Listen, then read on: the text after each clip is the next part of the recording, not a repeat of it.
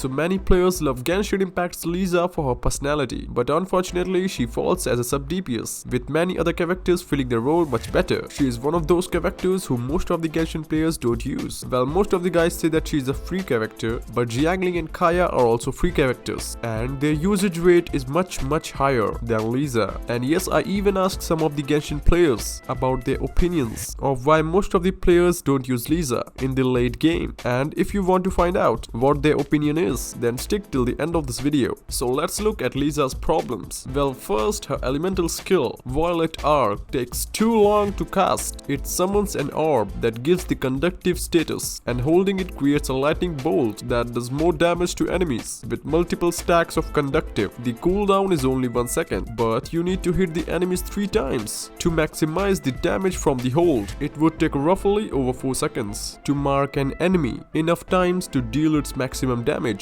It takes too long to get even a passable amount of damage out. And yeah, it also requires enemy to be nearby, which brings me to the next problem. Her elemental burst, the lightning rose, pushes the enemies away. If we look at other characters with spacing tools like Venti, Ganyu, and even Animo Traveler, we can see that attracting enemies to set up combination attacks is one of the game's most powerful abilities, and pushing enemies away not only makes it more difficult for follow-up attacks, it does the opposite of what her skills wants to do, and it even pushes the enemies away from the Rose's attacks range, makes this burst almost useless. Other characters have skills and bursts that combo with each other. Ganyu, for example, can use her trail of the Quillin skill to drop a decoy that taunts and attracts enemy, and this skill helps her in her burst, Celestial Shower, that rains ice chunks in a certain area. And hell, even Amber can do something similar with her kit. Lisa's awkward and slow abilities make her extremely difficult to use, and ultimately not worth the resources to level her up. Well, it also have to do with the mindset though. Like, Lisa is a free character, and we get her in the early stages of the game. So well, in most of the gacha games, most of the players have mindset like she is a free character and every other character we will prefer will be definitely better, and that is one of the reasons why most of the players don't try to use Lisa. And hell, it also affects Kaya too. Even if he's a very good character, the next thing is that her constellations are not that bad. If you unlock it to C6, I think she can be pretty useful, but it's hard to get her con as she is the starter character and can only be pulled at standard banner, and people hardly wish there, so it becomes harder to get Lisa's all cons, and it's better to purchase at the shop. But most of the Genshin players don't buy her, as it's a continuous thought in mind that will it be worth it? Will purchasing Lisa be worth it? Well, to be direct and real honest with you all, then Lisa doesn't have a super high damage. She can't be a DPS, but since she is an insta catalyst user that has attack patterns like a DPS, you can't really use her for applying electro. Well, she also takes a while to get a max conducts unless you have C6. Get lucky with charge attacks. She has long cooldowns, and hold on E, Xingqiu and Noelle can stop interruption, but they have long cooldowns too. Maybe level 2 Xinyan shield for overload 2. Like stated before, her attack patterns, they really interrupt this stuff and can't be animation cancelled like Barbara or Mona or Klee. And like in the above comment, she is electro. Only good reactions for Lisa are overload and electro charged, and well, constant hydro application will be hard for her since she can't get close with Xingqiu's rain swords or Barbara's E. Then it becomes much more difficult to use her. Her super knocks enemies out of the range, and it has low damage, and you need C2 or whichever one it is that lets it chain more to really use it. Beidou's elemental burst is way better, and maybe one day much later into the game, MiHoYo will decide to buff characters like Amber and Lisa to be better,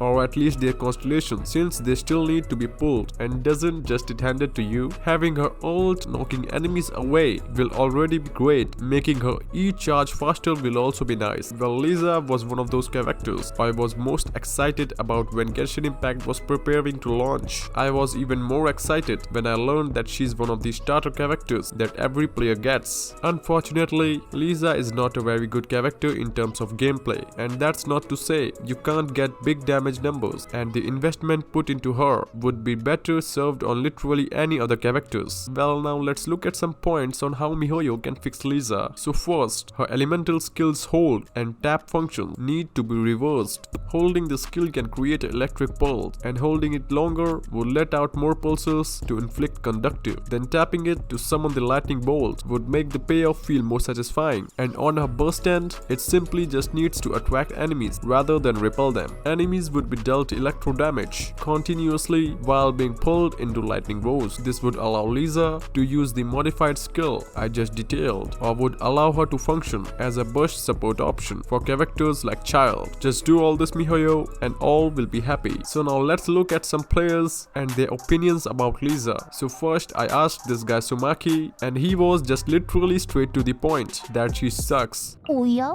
Well, that was direct, but I told him to elaborate a little, and then he was again straight to the point that her damage sucks and her support also sucks, and there are better support options than Lisa. And again he added that overall she sucks. Oh yeah? Pretty straightforward guy. Okay, let's see the next one. I asked this guy Chong Parko. I'm sorry if I spelled the name wrong. So he said that she's a bit weak. Well, he's right, I guess. Next one I asked Hitromus, and he told me because new characters keep coming out. Since you know, new characters and better characters gets released, so this is one of the main reasons that why most of the players don't use Lisa. But the most logical answer I found is by this guy Zenturian, and his reply was he doesn't know. Surprising, isn't it? Well, yeah, I actually found some players who still use Lisa, but most of them have same reasons, that she's not a good character overall. And in conclusion, I just have to say that it's easy to dismiss fixes for the starter characters, especially since the game forces you to wish for other characters. What I like about Genshin Impact is that it has a deep gameplay that holds up to its reputation as a gacha game, where all characters can shine in different situations and builds. With this in mind, Traveler and Kaya are great units, and Amber is even respectable with the right build. Lisa has the potential, but her abilities feel like an afterthought. She just needs a little more care. And yeah, that's all. If you guys like this video, then give this video a thumbs up and also subscribe to this channel. And now, take care my dear Hillbilly trolls.